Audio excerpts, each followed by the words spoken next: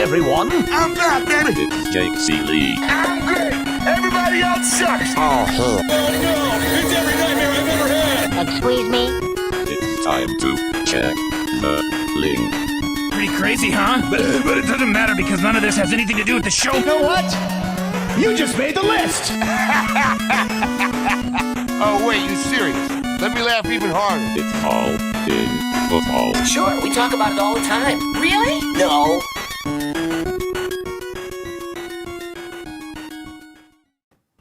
Blather and blatherskite, you ducks. Yes. Happy early Halloween.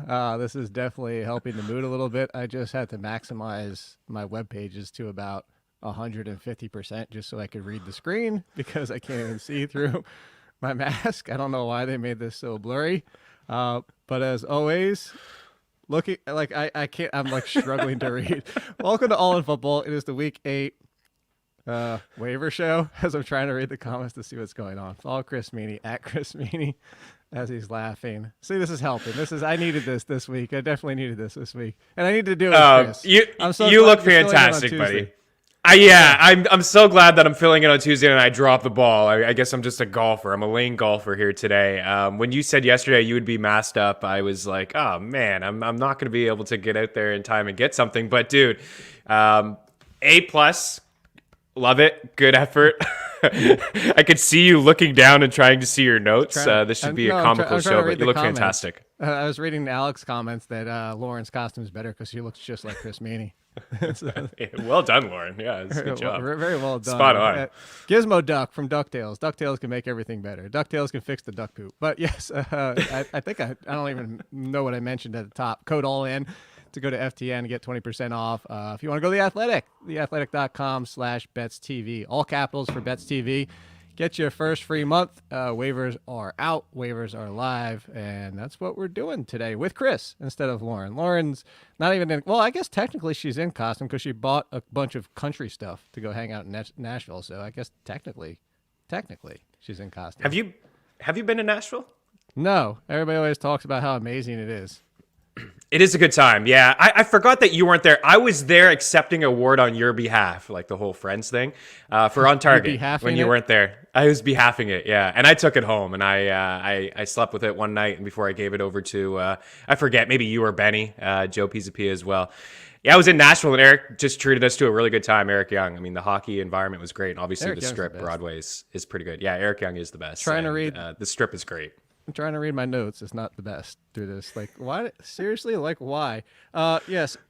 So amazing costume, but also I actually thought it said amateur costume at first. So for everybody that's wondering why it looks like this, they don't obviously make Gizmo Duck for adults. Just like when I wore Launchpad last year, they don't make Launchpad for adults. So you have to buy the largest kid's costume you can find, which is still only made for like an 11-year-old. Fortunately, the helmet fits, but this part I had to. There's no back to it. The waist down is gone because this actually would have been like the crotchal area, so I had to cut that off. It's just, yeah, this is the best I could do. Hopefully you appreciate it. Hey, it's making me smile. It's making Chris laugh. It's definitely. I would love it. I think it's fantastic. It does look a little tight. Yeah, I mean, you just look buff. You look built. I didn't know if it was like just kids. Like, I don't know, the Brendan Shanahan shoulder pads for any hockey fans out there. Like, he just wears those paper thin shoulder pads, which are just like nothing. It just looked like, and they look like kid shoulder pads. So I thought maybe that's what you were rocking, or football shoulder pads. But it's part of the costume. So anyway, we might as well get into the important stuff. If people are just wondering, and especially if they're listening on podcast version, hey, well, this is a testament to go to the YouTube channel, which, by the way, there you go. Subscribe, thumbs up, all that type of stuff. As I continue to try to, like, really, like, why did they have to make this like this where I can't read anything? All right, so fortunately, this takes away from spending too much time on last night's miserable Monday Night Football game. The only thing to really come out of this waiver-wise is actually there's part two from two sides of it, honestly. Both not as much as we had hoped. First, with Rashad Penny, he was clearly the number 2. Like, there was no question about it. He was the number 2 option. DJ Dallas still got on the field, though. Travis Homer still got on the field, though. And a lot of their work came in, like, 2-minute drill type stuff. But Alex Collins also still clearly the lead. Going into this next week, Chris, are you still grabbing Rashad Penny because he was clearly the number 2 in his first game back? How do you feel about Alex Collins coming out of his game as and RB2 in fantasy, like, it is miserable all the way across the board. And we're not getting Russell Wilson back just yet. So any takeaways from that backfield? Yeah, it's a mess, man. Listen to Pete Carroll talk after the game. He mentioned that, they tried to establish the run and they wanted to stick with the run. And even in the second half, they felt like they should have ran the ball more. And I was like, what are you even talking about, man? Like, Geno Smith threw the ball 22 times. Alex Collins was just running into a wall yesterday, 16 for 35, 2.2 yards per attempt. His longest run was 6 yards.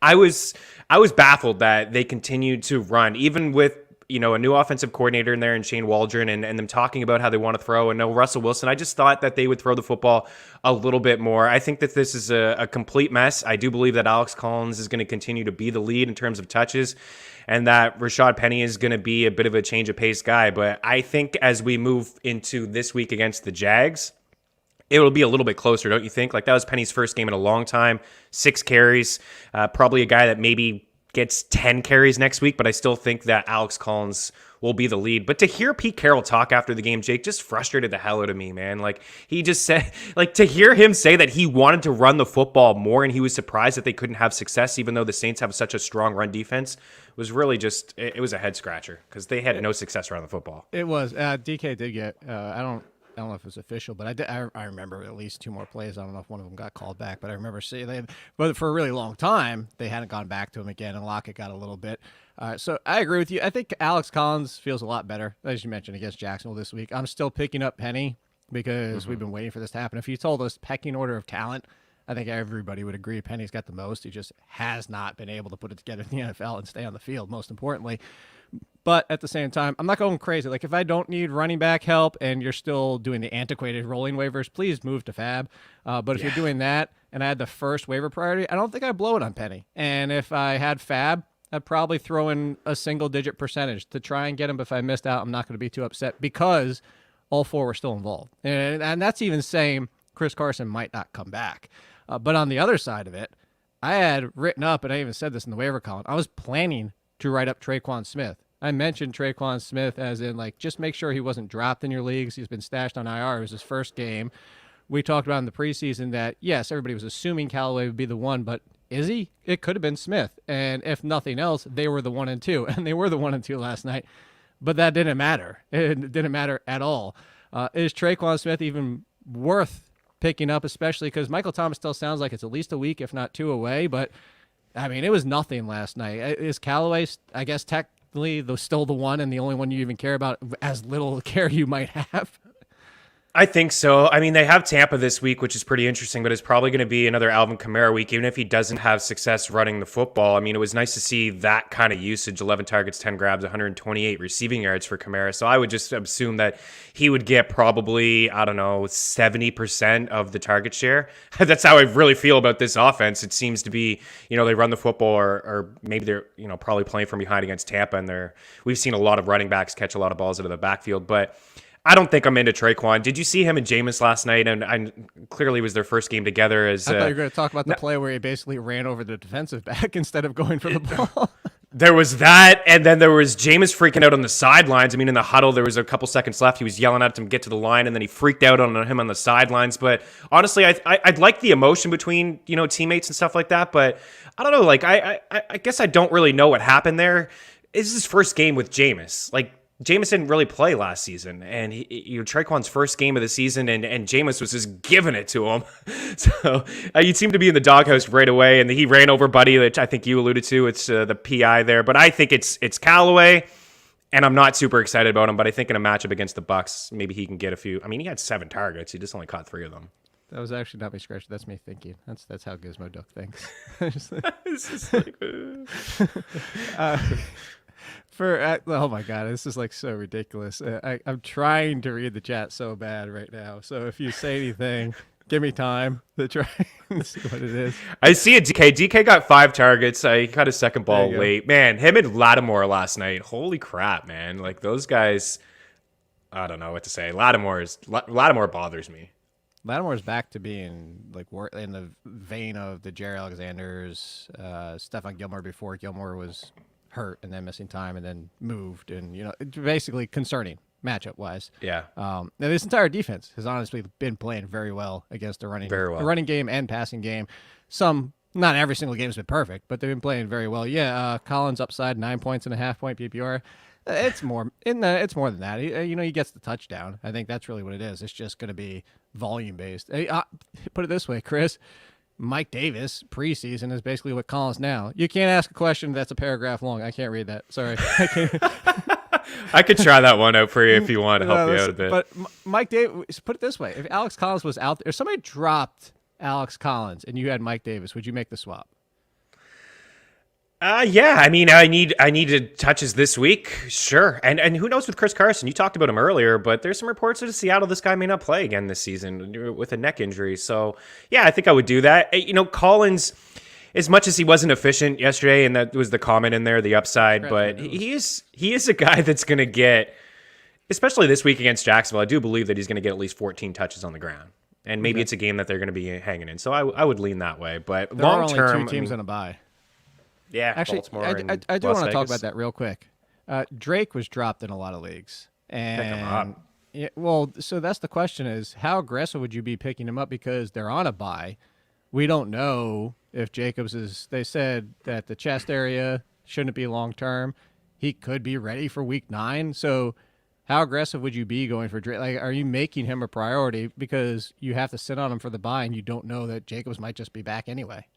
Yeah, I'm not going to be super aggressive. I'm going to try to pick him up. I don't expect a lot of people to be aggressive either. I mean, because of that bye week and Jacobs may come back. So it'd be one of those guys where I sprinkle a couple bucks. I mean, even if you need a running back to play, like he's not going to be able to play for you this week. So I think if you look at your schedule and you look ahead at week 9 and you need somebody as a flex, I think you can probably roll him out as a flex guy, even with Jacobs healthy. It's not great. You know how when you wake up in the morning sometimes and like your eyes won't clear up? That's what it's like trying to look through this thing. I don't know. Again, whoever designed it. Is it fogging up?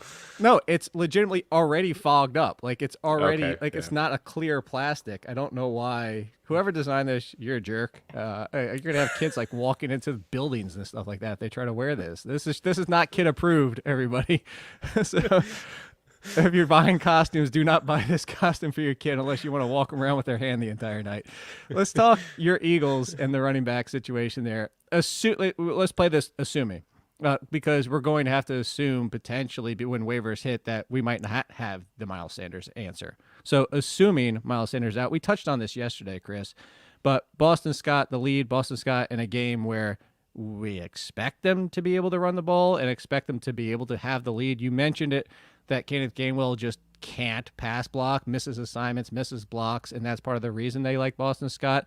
But there's an interesting tweet yesterday that Jordan Howard might get activated. So, you kind of like. So that's why I want to bring Kenyan Drake in this conversation. Do you go after Scott or would you go after Drake? Like, obviously, if you need a running back to start in week 8, you probably go after Scott. But like, if you're going for depth, you just go for Drake instead of dealing with this entire situation.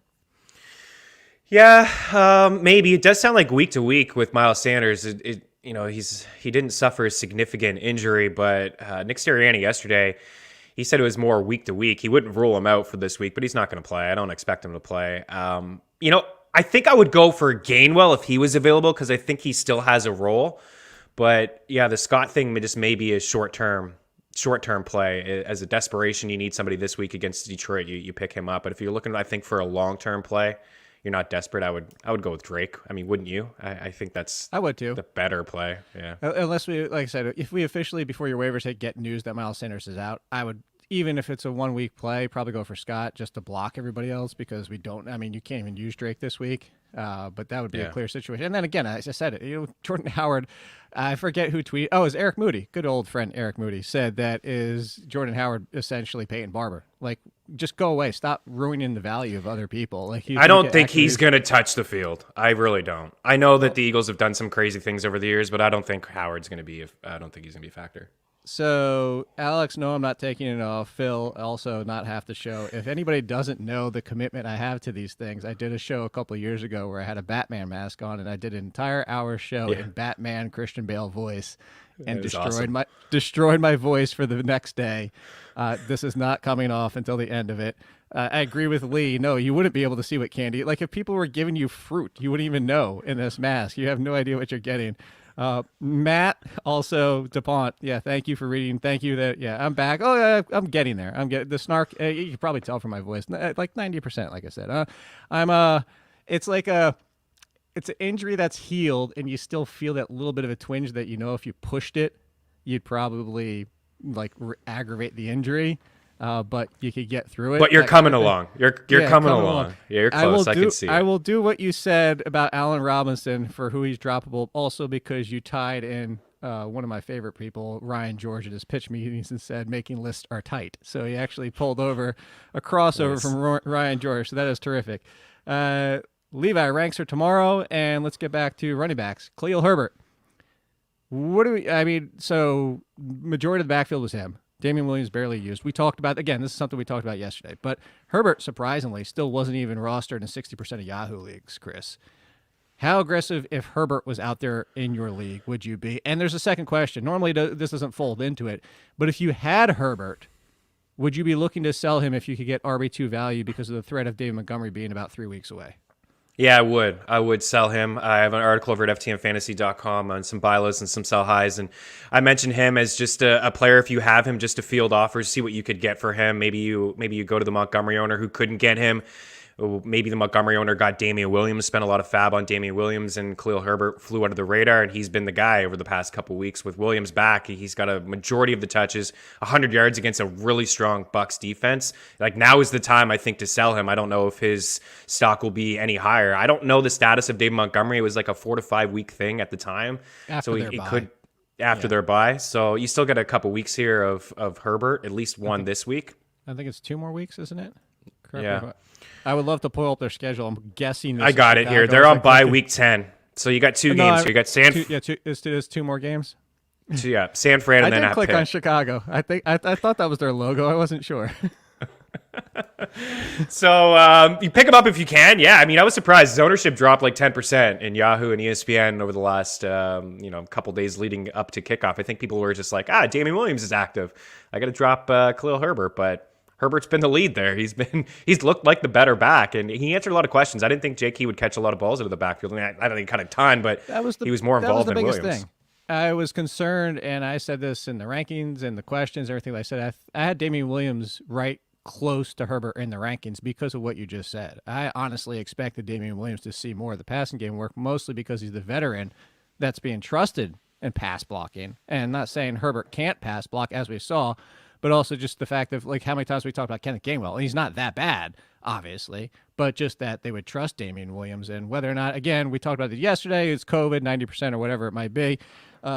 Jiggles, no, I think Damian, what we talked, again, he's droppable if you need help right now. I wouldn't outright drop Damian Williams just for the hell of it, because he is technically the next man up, and what if he gets 40% this week and all of a sudden he's kind of somebody else I want to pull into this whole conversation.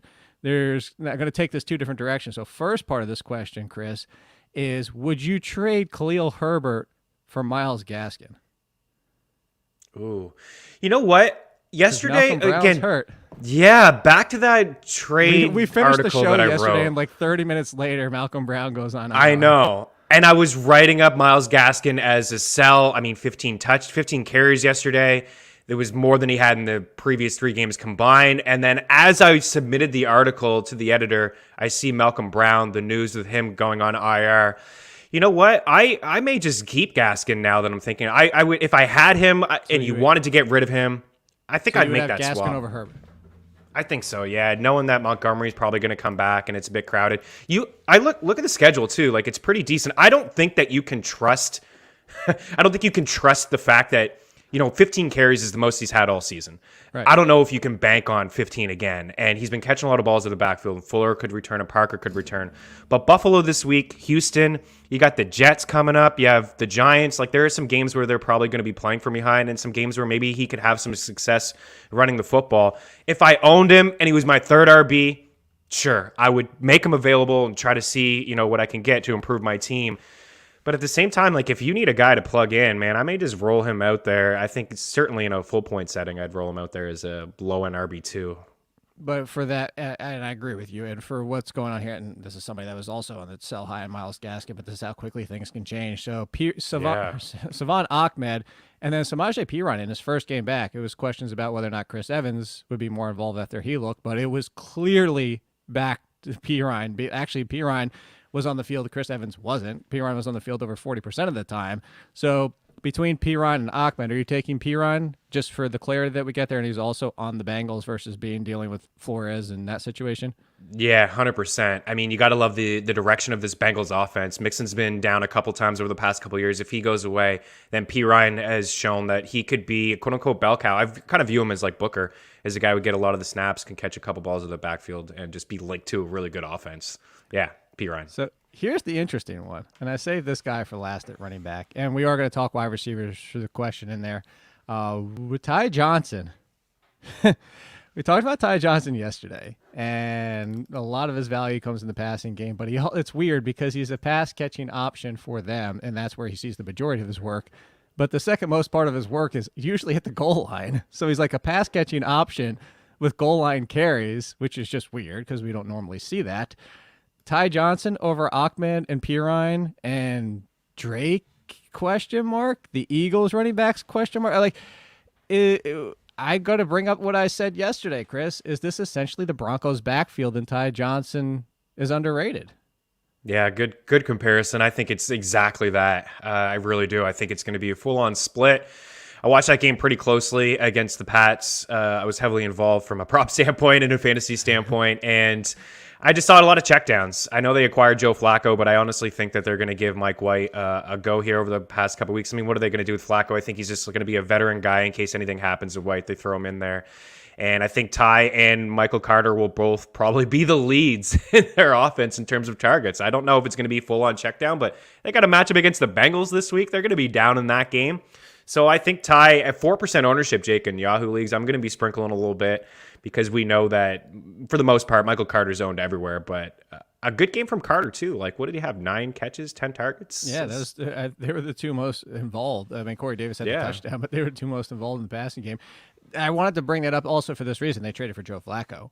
So you could even see better offensive efficiency given what we saw from – I mean, Mike White was – the fact, I didn't expect Mike White to be a permanent improvement over Zach Wilson, but he was an improvement in that game. And for how bad Zach Wilson has been, I mean, Corey Davis, Jamison Crowder, we're going to talk wide receivers. I mean, just might be tick up across the board. Not a huge one, especially at this point of Joe Flacco's career. But Joe Flacco, for his career, has also been one of the heavier check down to running with percentage of throws going to running backs. And that's why I want to bring up Ty Johnson, too. Do you think he starts? Do you think Flacco starts? Do you think? Yeah. He's familiar with the system. This is where he just came from here. So they just came from I could see him starting this week. Why not? I mean, I guess all he has to do is pick up the playbook and he's familiar with it. Yeah. So yeah, I suppose. I put it this way. I think he's I wouldn't want to. But I wouldn't want to stream him, but I put him in there as the streamer versus Mike White. I mean, he's in the part where I said, "No, sir, I don't like it." So I have 3 sections. It's like the top streamers, the if you're needy, and then the "No, sir, I don't like it." If anybody remembers Ren and Stimpy, it was the horse with the "No, sir, I don't like it." That's where I got that from. I used to reference it, but that's the kind of dating myself a little bit at this point. But I play in a lot of leagues where it's like, "No, sir, I don't like it." I have no choice though. So yeah. So I don't think anybody has to go to Joe Flacco. Before we finish up running backs, I want to bring up this group of, and you tell me if you have a favorite. These are next men up we haven't talked about yet. So Jarrett Patterson, Madison, Sony Michel, Damian Williams, and Devontae Freeman. Now, Devontae Freeman's not the next man up. So we're kind of doing what somebody asked before, but we're saving it for Allen Robinson, so I'm not going to say it right now. Would you take Patterson over Freeman? Would you take Madison over Freeman? Would you take Michelle over Freeman, Damian Williams? It's basically Freeman versus all these high-end backups. Would you take Freeman over any of them? Nah. No. Only if I need to play somebody right away. I mean, what do we got? We got Baltimore on a bye. So is Latavius going to be back after that bye? Right. I mean, probably. I think if you again, you look ahead at next week, do you need to play somebody in the RB spot or flex? Do you have 0 options? Then sure. But if you're fine, I mean, I think you stash, man. What about Jarrett? Like, why don't you stash him? There's a lot of reports out of Washington that they could just shut down Antonio Gibson. I don't think it's going to be all J.D. McKissic. I think it could be a bit of a split. And the injury, like we talked about yesterday, it's one of those injuries where it's not going to get any better unless he has rest. So, right. I mean, if this team keeps piling up L's, I mean, maybe you just sit out your franchise running back or quote-unquote franchise running back.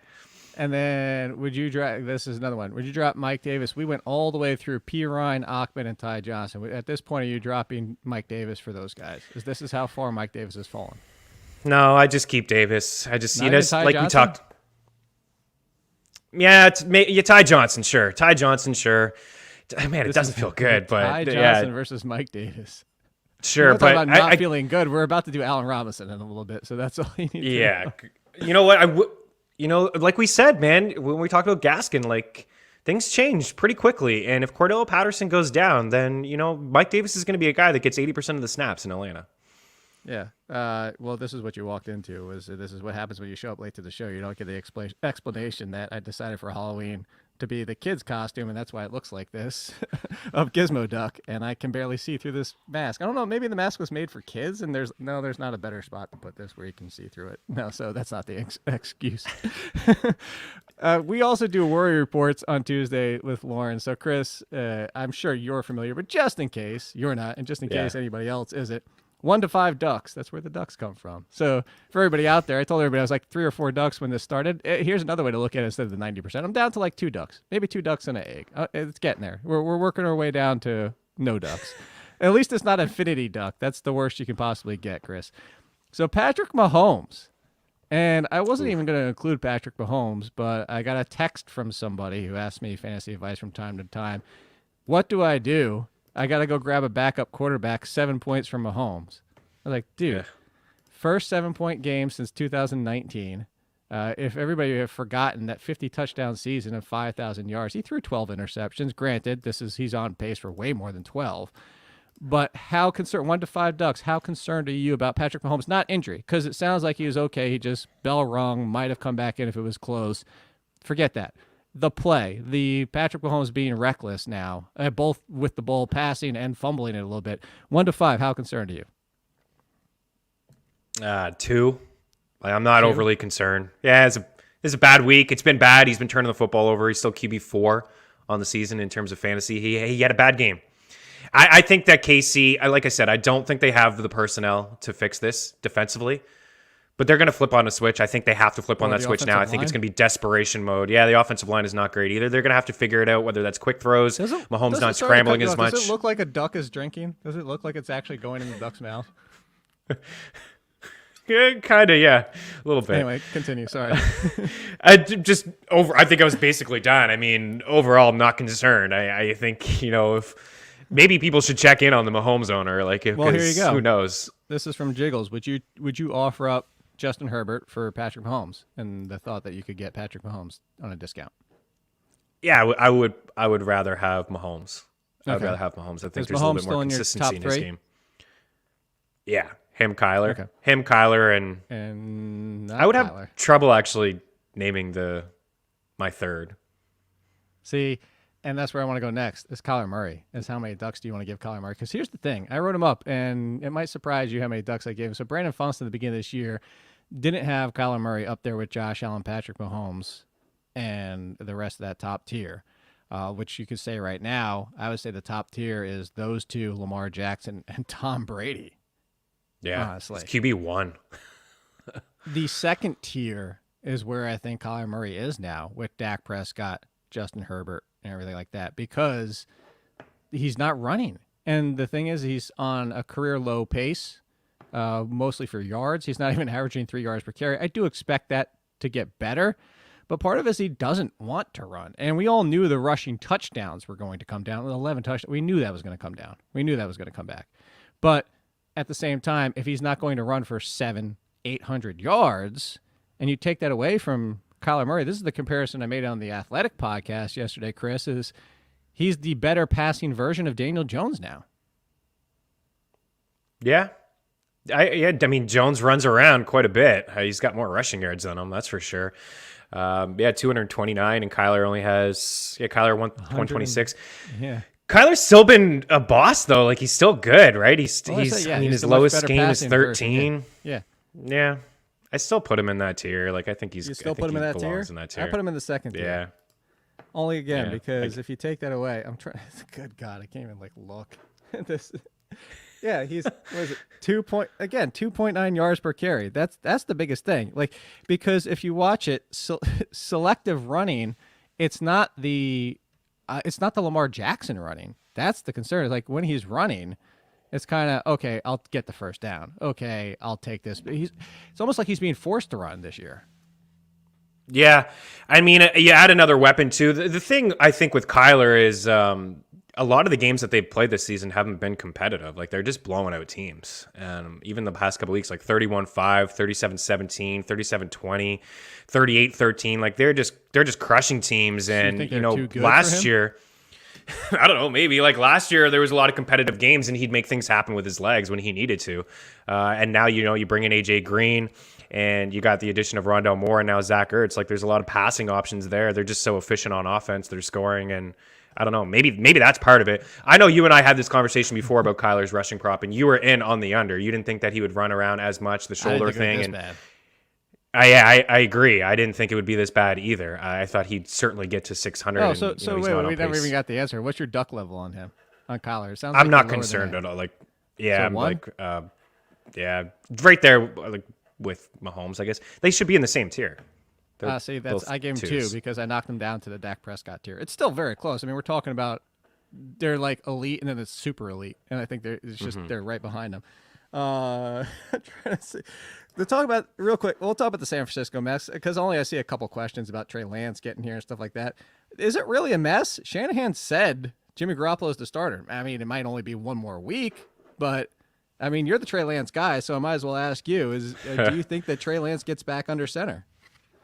I think that, I think we will see him this year under center. I think if they lose this week to Chicago and Jimmy Garoppolo looks like trash, I mean, what's the point? You move on. Arizona's 7-0 in the division. LA's 6-1. This isn't a playoff team. San Fran's not a playoff team. You make the switch. I don't know when it happens. I think maybe week 9 against Arizona, it could potentially happen. That was his first start too against Arizona, and he didn't look all that great in it. But I think you make that switch. I think. Yeah, I'm listening to my comm. That's what it is. That's how I'm getting these questions. That's as I try to read this. No, of course Jones can lay an egg every single. That's why I said he's better than Daniel Jones. I was just comparing the rushing upside. Should you look into selling Hurts? I think that's where, like, if you could get Kyler Murray for Hurts, if you could get Patrick Mahomes for Hurts, yeah, obviously. And the concern is, as we've talked before, is in the same question from John here, is that he doesn't have any production until the fourth quarter in a given week. Sure, I get that. They have been playing from behind quite a bit, but the schedule turns in their favor, I think, a little bit. I mean, Detroit this week, you got a game against Denver, Giants, if you could Jets. Get a worrisome owner of Murray, Mahomes, heck, even Justin Herbert, would you trade? Hurts for Justin Herbert? Okay. So yeah, I would. But at the end of the day, you're looking here, and Hurts is at 174 points, 2 behind Kyler. Yeah. Just like 7 behind Brady. He's fine. I think the only way that I would flip him coming in the fourth quarter. Sure, a lot of it has come in the fourth quarter, and that's part of like inexperienced coaching staff and a young quarterback. They're not in the rhythm in the first half. It seems like. Yeah, there's a lot of mistakes. There's a lot of questions to have in Philadelphia. But at the end of the day, he's getting his points. The only way that I think I would flip him, and I mean, you could try to flip him for Kyler or any of these studs and Herbert. I don't know if you could get him. The only way I would really flip him is if I was in a 2-quarterback league and he was my second quarterback. I'd try to flip him like that. Like, are there any concerns that you have with potentially Deshaun Watson? Like Adam Schefter says that Watson's most likely going to get traded here in a week. I know, and everybody he could lose his job that way. We'll see. I see a lot of people asking about that too, and I saw somebody even say, "Should I drop Joe Burrow for Deshaun Watson as my second quarterback?" And I say no. And a couple, like even Jalen Hurts, there's a couple things here. Is you have to assume Deshaun Watson is Deshaun Watson. So, and when you have a top 10 quarterback, there's no guarantee Watson's even an upgrade. Yes, he should be, but there's no guarantee. The second part of it is there's conflicting reports. There's everything out there. We just don't know. The NFL might step in and be like, okay, now we haven't done anything yet because the arraignment's not, or whatever the date is until February. We haven't done anything yet, but we're stepping in now because we don't want him to play. Like I was assuming there's some stuff we don't know and somebody knows somewhere. And why would you make a trade if that was the case? But one of these teams, like the Eagles, if they're out of it, might be trading for Deshaun Watson for next year, to not have the price driven up, to not have, okay, he's cleared this offseason, everything's cleared up. Well, now if I try to trade for him in March, instead of paying, I know they're asking 3 first. I'm just explaining it. Instead of trying to get him, and maybe you only have to give up 2 firsts and Jalen Hurts. Now you have the competition once he's cleared, and they might actually just be trading for 2022. So I don't even know if he plays this year, even if he's traded. So that's why I say that. We've already talked about Gibson, but here's one we haven't talked about at running back worry level, Chris. Aaron Jones. I'm not the Aaron Jones guy. Everybody thinks I hate Aaron Jones, and I keep saying I love Aaron Jones on a per-touch basis, but I don't love Aaron Jones, the Packers situation, because the inconsistency there, and he's very touchdown reliant. He's actually already hit a career high in receiving touchdowns. So he's still getting some of his touchdowns, but the work has been inconsistent. 1 to 5, how concerned are you about Aaron Jones as being a top 10 running back this year? Yeah, I have some concerns about that. Top 10 running back, I'd say like a 3 probably. Even with the landscape of the running back position, I am concerned about that being a top 10. But I'm into getting him, though. I'm into acquiring him. I mean, it's so tough to find a running back to get 15 touches inside a really, really good offense. I'm knocking on the door of all the owners. I don't have any Aaron Jones. I would like to get him on a couple of my teams right now. I think now's the time, too. You mentioned the receiving yards. Sure, you can't bank on the touchdowns. He got 4 receiving touchdowns and 3 came in one game. Like, you can't count on that stuff, but you can count on him getting 4 to 5 targets a game, especially this week, Thursday Night Football, where Devontae Adams is not going to play. He could get even more usage. Yeah. So DJ Dillon is, I mean, you know it. They draft him in the 2nd round. He's a factor, right? He deserves touches. It's a bit of a committee, and I think if you're Green Bay, you want to have that because you're cruising all the way to the playoffs. You want to have 2 healthy backs. So before we get out of the worry report, 1 tight end, real quick, I'm going to put 2 to head-to-head. Who are you more worried about? Are you more worried about Julio Jones or Brandon Cooks? Julio Jones, for sure. At least Cooks is playing. Like, a lot of the snaps, running routes out there. What's Julio doing? And this is, again, so I'm glad you kind of said what you said, because it's leading into what my entire point about Brandon Cooks has been this year is perception. So it's similar to wide receivers that are still producing value, but not like Keenan Allen. People are drafting Keenan Allen as a fringe wide receiver 1. He's basically been a wide receiver 2. Perception, people are frustrated and they're angry and they're willing to give him away for less than what he is because they drafted him at more than that. So the perception is he's a disappointment. He's still valuable. You can be less than what you expected but still be valuable. On the flip side, Brandon Cooks was being drafted as a wide receiver 3, sometimes wide receiver 4. If you had any wide receiver 3 on your team, you're not going to get double-digit points every single week. And yet, he's got double-digit points in the majority of his games. He has a few down games. He has the one really bad one, but he had one where he still put up double-digit points in a rainstorm and 4 interceptions from Davis Mills. And, so it's the fact of, like, look, you've already gotten better than what anybody expected from Brandon Cooks. So I'm with you. It's more the Julio Jones just because it's kind of like Antonio Gibson. Like, Julio Jones and Antonio Gibson are essentially the same concern. Yeah, this could be another tough week for Cooks against LA, the Rams. But at the end of the day, I mean, he's still among the leaders in target share and air yards. He's getting a lot of the work. They're going to be a team that plays from behind, and who knows? Does Tyrod Taylor come back here pretty soon? Like, there's some rumblings that he could come back soon, and that could improve the offense. It should improve the offense, anyways. Yeah, I was seeing how much. I was looking to see how much time we had on the show. That's what I'm checking for everybody.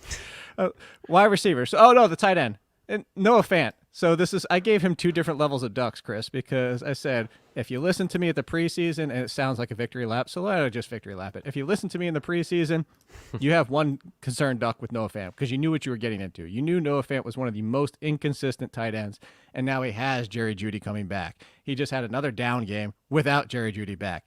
If you thought Noah Fant was going to be top 6 or 7, then your concern level is Mr. Infinity Duck. It is through the roof because now Judy's about to come back. So do you disagree at all?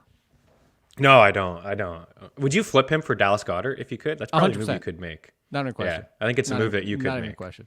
I think Dallas Goedert's top 6 or 7 now. This is what we were waiting for. This is what we were hoping for with Dallas Goedert.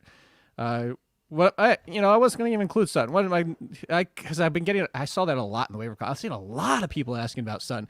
I've seen people ask if they should drop Sutton for Jerry Jeudy. Chris, how many concern ducks do you have for Cortland Sutton now that Jeudy is coming back? I think everybody just remembers the good of Jeudy and not the bad of Jeudy. And I still is Sutton probably downgraded a little bit? Sure, but I think they're both wide receiver 3s. I agree. Yeah, I think they both are. I think they're going to continue to get a lot of volume. I like the schedule ahead too. Washington, Dallas, Philly. You got KC, Detroit. Like those are some pretty decent games. So Sutton's still getting a lot of targets. You're right. Downgrade a little bit here, but I wouldn't be looking to drop him. And I don't think I'd sell him. I'd just take the highs and the lows. Yeah, I think this show is flying by because I've spent so much time playing with this mask and trying to figure out how to do a show in this mask. So let's talk wide receivers because we got about 8 minutes to talk wide receivers. Fortunately, it's the position that holds a little less importance for how deep things are. So I had 4 people I tried to tell you it's the section where I said, I've mentioned them a bunch of times. I have nothing really left to say. You want them or you don't. So my question here to you, Chris, of these 4, which would be your preference? Obviously, 2 hinge on injury, and you'll see why. So, Shenault, Mecole Hardman, Sterling Shepard, Kadarius Toney. If you could only pick one to pick up that's still sitting out there, under 60% somehow, which would be your pick? Oh man, I think I have to go LaVisca. I really want to say Shepard, and I mean Shepard and Toney are they're so interesting. We've hardly seen them together to see how that would play out. But these guys are not hurt. They're hurt right now. They're not 100%. So I got to go with LaVisca. I don't know. I feel like you might go Shepard. I feel like that may be the answer. No, it would be Shepard if Kenny Golladay was done, but he's not. Kenny Golladay could still come back, and that's my biggest issue with there. I do agree. Darrell, Ertz, Schultz, Gronk, full PPR trade. Which one? I'm answering this question, though it's specifically for Darrell. This is for everybody because my answer is this. When you have players that are that close in value, whether it's wide receiver, whether it's running back, whether it's 2 quarterbacks, and you have, Justin Herbert and Jalen Hurts, you did that draft for some reason. Like what my answer always is going to be, it's always going to be this, Chris, and tell me if you disagree, is whichever gets you the best return. Because if they're that close, sure, I might prefer one than the other. Like, of that group, I probably prefer Schultz. But it's so close that the half point per week, just go get the best player back. I agree. And Schultz will return the most. And we got Michael Gallup coming here, and Schultz kind of took off when Gallup suffered that injury. Ertz is the clear sell-high candidate from getting the touchdown. No question about it. But Schultz will get you the bigger return. All right, so let's talk Green Bay. Devontae Adams, now he actually has on his Instagram, I think somebody said that he did get vaccinated. I mean, that's assumption, not saying for sure, but assuming he has a chance to play. But that's why I say this situation is a little weird because he could be out, and we're looking at Allen Lazard and Randall Cobb, and I'm assuming you're going for Allen Lazard over Cobb. But if Adams is out there, does the play of Lazard recently, these past 2 weeks specifically, still make you want him to pick him up no matter what, with Valdez-Scantling possibly back this week or next? Yeah, I would pick him up no matter what, but MVS coming back is a bit of an issue. He hasn't been that consistent, but he does seem to get a deep ball every single week from Rodgers. But I am going to be taking some shots here on Allen Lazard, and I don't want to speculate, but I don't think Adams plays this week. So I mean, Lazard in a spot against Arizona, I think it's a decent spot for him, maybe to be a flex for you this week. Yeah. I think, I'd take the chance on Lazard, but it would be a very low one because I'm going to say this, Chris. I said it yesterday. I'm going to say it again. I would take both these wide receivers over him at this point. Bryan Edwards, who I put atop my wide receiver list in front of Hilton, Parker, Bateman, Crowder, because if I needed immediate help and Hilton was playing this week, I take Hilton. If I needed immediate help, I take Devontae Parker. If I'm thinking who could potentially turn into a top 30 wide receiver, because he's not that far from it these past 2 weeks, it's actually Bryan Edwards. And I was off Bryan Edwards this season mostly because of their pecking order. Their pecking order was Henry Ruggs, then Renfro, then Edwards. It has severely not been that the past 2 weeks. It is now Edwards first. Are you in on the Edwards train like I am? Yeah, I mean, I've been hearing some of the behind the scenes guy coaches mic'd up and talking about the Raiders, and I don't know what you heard Greg Olsen say about Ruggs. It's time to unleash you. Like, I don't know if that was a Gruden thing, but it's time to unleash the weapons that we have. The 2 wide receivers that we drafted pretty early last season. Let's use these guys. I think this offense is going to run through Carr throwing the football, and he's been throwing it really, really nice. So, yeah, I'm into both. I mean, Ruggs is most likely already owned. I know you're a big Ruggs guy. This guy is he's trending up. If anyone sees him on the wire this week dropping him because of the bye week, pick him up. And, yeah, stash Edwards. I think he's a great stash. I think you're going to see Carr use those. And you know what? Darren Waller is clearly not 100%. Like, he could get shut down, and he was eating up a lot of targets for I don't know. It's similar to Jacobs. They said he might be okay with the week off. It might help. So here's one, Chris. I promised earlier, again, because of the tie-in with Ryan George, that we would do this. But, Allen Robinson said yesterday he's droppable, said Darnell Mooney's droppable, Robbie Anderson's droppable, Odell Beckham is even droppable. So trying to figure out all these waiver pickups, if we would drop Allen Robinson for these guys. Do you know what we do when we're trying to figure out how many of these guys? Do you know? I don't know. What would we do? Well, let's see what 90% of this sounds like. We make a list! That's what we do. Very nice. Very nice. Let's make that list. Allen Robinson versus Chris. You have Allen Robinson. You drop him, yes or no, for said player. Kadarius Toney. Yes. All right. Brian Edwards, who we just talked about. You shouldn't even be. I'm not there. Oh, you're so wrong. You're so wrong in this. Dropping Allen Robinson, Brian Edwards 100%. Allen Robinson for T.Y. Hilton. Yeah. Okay, Allen Robinson, assuming this is finally the week that Devontae Parker plays, because now the report is Will Fuller is not even close to returning, apparently. Yeah, I would do that. I would do it. Okay. Allen Robinson or Rashad Bateman? Yes, for sure. That's where you should have started. Absolutely. No, because I would still pick up Hilton over Bateman. We talked about that yesterday. So, yeah, you did. You did say that, yeah. All right. Allen Robinson or Jamison Crowder, especially now with Joe Flacco. Oh, my God. Jamison Crowder might be top 30. Yeah, Crowder burned me on Sunday. I needed one more catch from that guy, but I'm going to go back to him if his catch prop's at 4.5 plus money, especially with Flacco under center. Yes, I would make that switch. Thank you for blowing out my earpiece there. Allen Robinson or Allen Lazard? The Allens, the battle of the Allens. Ah, man, I would roll it out Lazard this week. Okay. And just cut my ties with Robinson. Allen Robinson or Khalif Raymond? Oh, my goodness, man. What is happening? What is happening? That you're debating Raymond. it? That you're thinking about? Raymond. Okay. Allen Robinson or trying to play the game with the wide receivers in New England who have turned into the running backs of New England behind the main option? Allen Robinson or Nelson Aguilar or Kendrick Bourne? I think I would go with Aguilar. Yeah, Bourne's had back-to-back strong weeks. I'm kind of intrigued with what's going on there, but I would go with Aguilar. Man, this is disgusting. Like it's oh man. Hey, we don't have time to commiserate. Such a good wideout. We're getting out of here on this. If anybody hasn't read the waiver column, theathletic.com/BetsTV, all capitals, you can read it for free. You can drop your questions in there. I got to a lot of questions. It was difficult with this. I hope you appreciate the Gizmo Duck outfit. But for everybody else out there, and I hope the friends up in Canada. I can't even talk. Canada.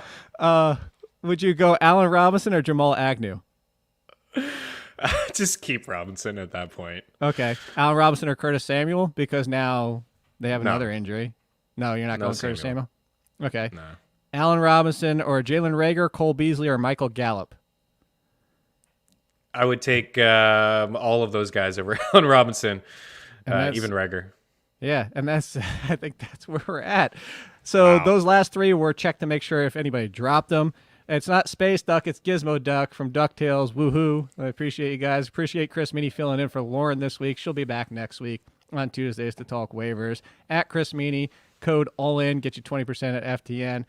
Thumbs up, rate, subscribe. Thank you again. I'm going to say it every single day this week. Thank you again for all your messages, support, everything. I've seen every single one of them.